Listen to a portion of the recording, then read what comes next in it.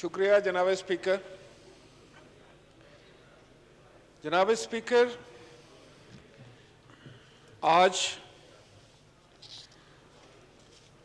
आपने पूरी कौम की एहसासात और जज्बात की तर्जमानी की और आज पाकिस्तान की कौमी असम्बली ने रूटीन की बिजनेस जो है उसको सस्पेंड करके अपने फ़लस्तीनी भाइयों के साथ इजहार यकजहती करते हुए आज इस मसले को ईवान में रखा, जिस पे हुकूमत की तरफ से और कायदे हिज़्ब इख्तिलाफ ने अपने ख्यालात का इजहार किया। जनाब स्पीकर, इसमें कोई शक नहीं है कि जो जुल्म, जो बर्बरियत और जो इंसानों की पामाली की इंतहा खित्ता फ़लस्तीन में हुई, फ़लस्तीनियों के साथ जो सलूक 1948 से रवा रखा जा रहा है वो कोई किसी से भी पोशीदा नहीं है। लेकिन पाकिस्तान ने हमेशा, खाए वो कोई भी हुकूमत हो, पाकिस्तान के अवाम के जज्बात और एहसासात हमेशा अपने फ़लस्तीनी भाइयों के साथ रहे, जिस तरह अपने कश्मीरी बहन भाइयों के साथ रहे। जनाब स्पीकर, आज यकीनन उनके साथ इज़हार यकजहती करने के लिए हम एक रेजोल्यूशन लेकर आ रहे हैं, बड़ा इंपॉर्टेंट रेजोल्यूशन। और मैं समझता हूँ कि वज़ीर ख़ारजा साहब ने अपनी कारकर्दगी के बारे में जो उन्होंने इस मामले में जो पिछले 3-4-5 दिन से जो उनकी कारकर्दगी थी, जो उनके एफर्ट्स थे, वो ईवान के सामने रखे, बहुत अच्छी बात। लेकिन जनाब स्पीकर, क्या अच्छा होता कि आज लीडर ऑफ द हाउस वजीर आजम पाकिस्तान जो हैं वो अपनी कुर्सी पर मौजूद होते। जनाब स्पीकर, मैं तनकीद के लिए नहीं कह रहा, ना आज दिन है कि मैं तनकीद करूं, लेकिन आज वजीर आजम साहब का इस ईवान में मौजूद होना बहुत ज़रूरी था, हर लिहाज से। आज जो कुछ भी हमारे अल्फाज हैं, आज जो हमारे एहसासात हैं, हमारे जज्बात हैं, वो पूरी कौम के हैं। और वज़ीर आज़म साहब को अपनी कौम के, पाकिस्तानी कौम के जज्बात और एहसासात का बतौर वज़ीर आज़म उसकी तर्जमानी करनी थी। शायद उनकी मसरूफ़ियत हो, मैं इस बात पे ज़्यादा बात नहीं करना चाहूँगा। जनाब स्पीकर, इसराइल की रियासत का क़याम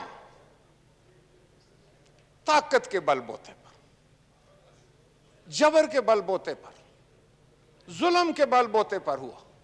उसकी बुनियाद इस नुक्ते पर है कि ज़बरदस्ती से एक इलाके को खाली कराकर उन्होंने वहाँ पर एक इस रियासत का क़याम अमल में लाया, जिसको इसराइल कहते हैं। वो तो पहले दिन से ही नाइंसाफ़ी के ऊपर वो उसका क़याम है। लिहाजा ये गिला करना कि वो नाइंसाफ़ियाँ कर रहे हैं, इससे बात नहीं बनेगी। आज फ़लस्तीनी जिस हालात से गुजर रहे हैं, मैं वो बात रिपीट करना चाहूँगा जो कायदे हिज़्ब इख्तिलाफ ने की कि वो 10 साला बच्ची जो है, वो फ़लस्तीनी बच्ची, आज उसने जिस तरह दुनिया के दिल और दुनिया के दिमाग पर यह चीज़ आश्कारा कर दी है कि वहाँ पर जुल्म और बर्बरियत की एक दास्तान रकम की जा रही है। शायद हम सारी मुसलमान हुकूमतें मिलकर भी इतना काम ना कर सकें जो उस 10 साला बच्ची ने कर दिया। जनाब स्पीकर, रेजोल्यूशन तो हमारे जज्बात की अक्कासी है, वो हम करते हैं। हमने कश्मीर पर भी रेजोल्यूशन की है, कश्मीर पर तो अक़वाम मुत्तहिदा ने भी रेजोल्यूशन की है, फ़लस्तीन पर भी किए हैं। टू रियासत थ्योरी जो है, टू स्टेट थ्योरी जो है, वो तो मौजूद है। आखिर फिर क्या वजह है कि ना तो कश्मीर में बसने वालों पर जुल्म की रात खत्म होती है और ना ही फिलिस्तीन के लोगों को कोई एक घड़ी भी आराम और सुकून की मिलती है? क्या उनका खून इतना ही सस्ता है? हम लोग भी उसी वक्त चौंक कर उठते हैं जब कोई बहुत बड़ा सानिया हो जाता है।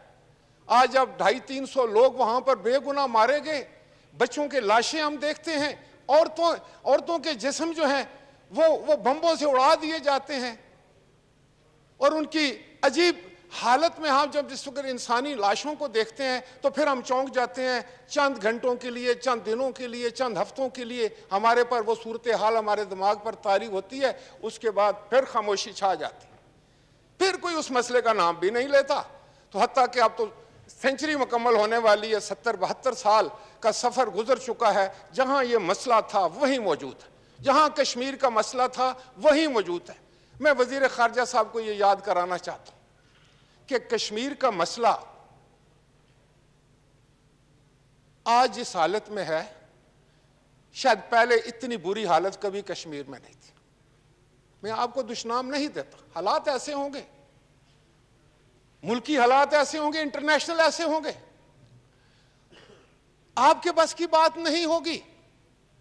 लेकिन हकीकत तो यह है ना कि कश्मीरियों पर आज अरसा हयात तंग किया जा चुका है।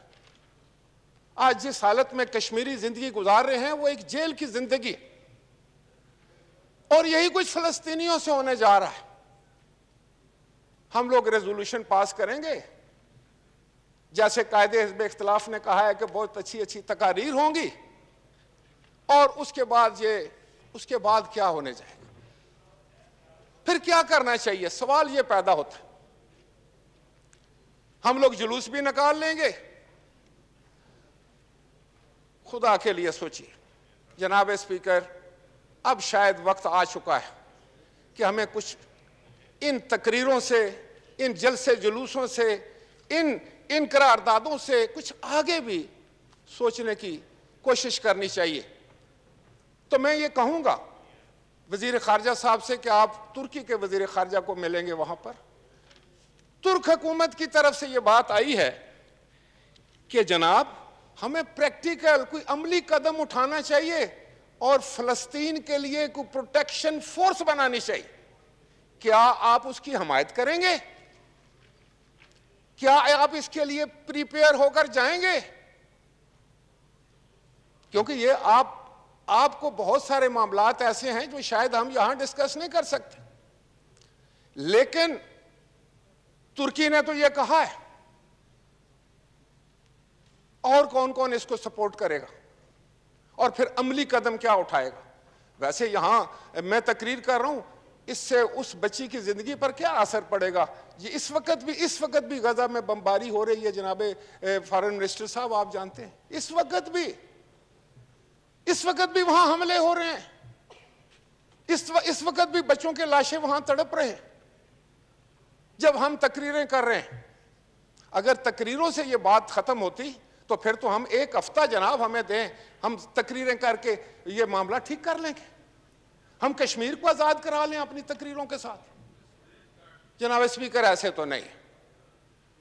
अगर हकीकत पसंदी की आंख से देखना है, अगर हकीकत पसंदी से जायजा लेना है हालात का, तो शायद ये काफी नहीं है। ये तो वही एक जो बिल्कुल मैं समझता हूं कि एक शुरू से हमने एक मामला जो है उस पर जो हम रिएक्शन देते हैं वही देते हैं। आज आप वजीर खारजा आप ये रिएक्शन दे रहे हैं, कल परसों कोई और था वो भी यही रिएक्शन दे रहा था। अब हमें सर जोड़ना पड़ेगा और उसकी हजूर जी, मैं अगर ये फिक्रा मुकम्मल कर लूँ तो जनाब वाला मैं क्या अगर वक्त क्योंकि अगर है तो जरा मैं सिर्फ 1 मिनट 2 मिनट मैं सिर्फ ये कहना चाह रहा था जनाब स्पीकर कि कमजोर का ताकतवर के साथ मामलात इसी तरह के होते हैं। जो मैंने पहले अर्ज की कि ये रियासत का क़याम ही ताकत के बलबूते पे, नाइंसाफी के बलबूते पे। सारी दुनिया एक तरफ थी, ताकत वाले ने रियासत बना ली। आपको आप अपनी कमजोरी से ताकत का मुकाबला नहीं कर सकते थे, आपको अपने आप को ताकतवर करना पड़ेगा। ताकतवर करने के लिए हमें अपने रवैये तब्दील करने पड़ेंगे, हमने अपने निजाम को भी देखना पड़ेगा, हमें अपनी सियासत को भी देखना पड़ेगा, हमने अपनी पार्लियामान को भी देखना पड़ेगा, हमने अपने रवैयों पर भी गौर करना पड़ेगा। पहले हम बतौर कौम एक होंगे, हम यकसुई के साथ हम फैसले करेंगे, फिर हम प्लानिंग कर सकेंगे। अभी तक तो हम छोटी छोटी नंबर बनाने की दौड़ में पड़े हुए हैं। मुझे दुख के साथ कहना पड़ता था कि अगर कायदे हिज़्ब इख्तिलाफ ने कह ही दिया था कि जुमे वाले दिन जो है ये होना चाहिए, ये मेरी तजवीज़ है, तो वज़ीर ख़ारजा साहब को उसको फ़ौरन कहना चाहिए था कि ठीक है, पूरी कौम एक हो जाएगी। लेकिन आपने इतना सा भी उनको क्रेडिट लेने नहीं दिया और कहा कि ये अपोजिशन की तरफ जा रहा। आपने कहा नहीं, यहाँ आने से पहले तो हम फैसला करके आए। ये रवैये हैं, ये रवैये हैं जनाबे वाला, मैं जो कहना चाह रहा हूं। इन रवैयों से हमने अपने आप को कमजोर कर लिया। हम इतने कमजोर हो गए हैं कि हम अपने पांव पर खड़े होते भी लड़खड़ा रहे हैं, हम दूसरे की क्या मदद करेंगे। तो मेहरबानी फरमाएं, किसी दिन एक सेशन इस बात पर रखें कि क्या हमें अपने रवैयों में तब्दीली लानी चाहिए। जब हमारे रवैये तब्दील होंगे, हमारी सोच तब्दील होगी, हमारे में वो जज्बे पैदा होंगे, फिर हम ताकतवर होंगे। हम एटमी ताकत हैं लेकिन हम कमजोर हैं, मान जाइए ये बात। हमारे जज्बे वो नहीं रहे, क्योंकि आप आपस में लड़ लड़ के एक दूसरे का हमने चेहरा खराब करके इस हालत तक पहुंच गए हैं कि अब हम में वो कुव्वत और वो ताकत जो है उसका फुकदान हो गया है। अभी तो हमने और लड़ाइयां लड़नी है। आज लीडर ऑफ द अपोजिशन कहां जाना चाहते हैं कि कहते हैं जल्दी से ये खत्म कराएं। कहां जाना चाहते हैं, क्या जल्दी है इनको जाने की। तो मैं ये आपसे अर्ज कर रहा हूं कि ये सोचें, बैठकर पूरी कौम को सोचना पड़ेगा। अरबाब इक़्तिदार को ज्यादा जिम्मेदाराना तौर पर इस पर फिक्र करनी चाहिए। सारे स्टेक होल्डर को सर जोड़ना पड़ेगा, फिर जाकर हम मशवरे देंगे तुर्की को, फिर हम मशवरे देंगे जाके चीन को, और फिर हम सऊदी अरब को बताएंगे कि क्या करना चाहिए। पहले खुद तो हम अपने आप को संभाला दें। मैं सिर्फ एक रेफरेंस आपको दूंगा कि 1974 में इस्लामी सरबराही कॉन्फ्रेंस हुई थी। पाकिस्तान बड़ा कमजोर था, 2 लाख हो चुका था। पूरे इस्लामी सरबराहान जो थे वो लाहौर में इकट्ठे हुए थे। अभी वो मेरे पास क्लिप है, अगर मैं आपको सुनाऊं, उसका मैं तर्जमा सिर्फ बताता हूं, वक्त नहीं है। शहीद जुल्फ़िकार अली भुट्टो ने कहा था आलम इस्लाम को कि हम एक गरीब मुल्क, हमारे पास दौलत नहीं कि हम ये कहें कि हम आपके जो इंस्टीट्यूशंस हैं उनको हम तकड़ा कर देंगे। हमारे पास वो शायद इतनी वाफर तादाद में वो चीज़ नहीं है कि हम आपके लिए कोई फंड बना दें। हम दौलतमंद नहीं हैं, हम गरीब मुल्क। लेकिन मैं ये कहना चाहता हूं आज, और मैं अपने अल्लाह को गवाह बनाकर कहना चाहता हूं कि अगर इस्लाम के लिए हमें खून देना पड़ा तो हम खून जरूर देंगे। ये तो जज्बा था, ये तो जज्बा था। उस जज्बे को आगे लेकर चले ना। वो अगर शहीद जुल्फ़िकार अली भुट्टो कहते हैं कि कश्मीर की आजादी के लिए 1000 साल तक जंग लड़ेंगे, तो वो जज्बा था, उसको हमने तो क्या कर दिया। तो मैं ये फिर अर्ज करूंगा, और मैं पता नहीं अपनी बात समझा सकता हूं या नहीं। वजीर खारजा साहब यहाँ पर खुदा की कसम तनकीद नहीं, मैं आपको अपने बिल्कुल बड़े दुखी दिल से ये बात कर रहा हूं कि हम जा कहीं और रहे, सोच हम किसी और बात की कर रहे हैं। मैं ये समझता हूं कि हम मंजिल की तरफ नहीं बढ़ रहे। हमारा हर कदम जो है हमें मंजिल से दूर कर रहे हैं। हमारा हर कदम जो है इस पाकिस्तान में माहौल को खराब कर रहा है। इस माहौल को बेहतर करना हुकूमत की जिम्मेदारी है। जब हम यहाँ माहौल ठीक कर लेंगे, हम कंस्ट्रक्टिव पॉलिटिक्स करेंगे, हम पॉजिटिव पॉलिटिक्स करेंगे, हम एक दूसरे को नीचा दिखाने के लिए नहीं, एक दूसरे का चेहरा बगाड़ने के लिए नहीं, फिर एक कौम बनेंगे हम। जब हम कौम बनेंगे फिर हम ताकतवर भी बनेंगे। जब हम ताकतवर बनेंगे तो फिर हम जाकर दूसरों की मदद करेंगे। फिर जब मजलूमों को पता लगेगा कि पाकिस्तान हमारी मदद को आ रहा है तो उनको ढारस होगी। तो खुदा के लिए ये मैं बातें जो, आई एम सॉरी मैं शायद टॉपिक से हट गया हूँ, लेकिन फ़लस्तीन में जो कुछ हो रहा है उससे मैं समझता हूँ कि बड़े बड़े जो इंसानी हकूक के अलमबरदार थे, उनके चेहरों से भी पर्दा उतर गया। वो भी नहीं अपने आप को अब क्लेम कर सकते। ये जो आपने बताया है कि फैसले डिले किए जा रहे हैं और वीटो पावर तो इससे बड़ी नाइंसाफी दुनिया के किसी फोरम पर हो ही नहीं सकती। किस इस सलामती कौंसिल से हम उम्मीद लगाए बैठे हैं जिसके पास अमेरिका बैठा है, जिनके पास वीटो पावर है, वो हमारी मदद को आएंगे? हमने ओआईसी में कुछ करना था, क्या किया? तो मैं ये कहूंगा कि पाकिस्तान को अपना किरदार अदा करना चाहिए। पाकिस्तान के अवाम के जज्बात की अक्कासी जो है वो यकीनन करेंगे वज़ीर ख़ारिजा, इनको करनी चाहिए, दो टोक अल्फाज में करनी चाहिए। और जो तुर्की ने कहा है कि प्रोटेक्टिव फोर्स उन निहत्ते फ़लस्तीनियों के लिए, ताकि उनके पास कोई ताकत हो, उसके लिए आप बरमला जाकर ताकत के साथ, कुव्वत के साथ, बहादुरी के साथ अपना पाकिस्तान के अवाम का मौक़िफ़ जो है वो उस फोरम पर रखें। आपकी बहुत मेहरबानी।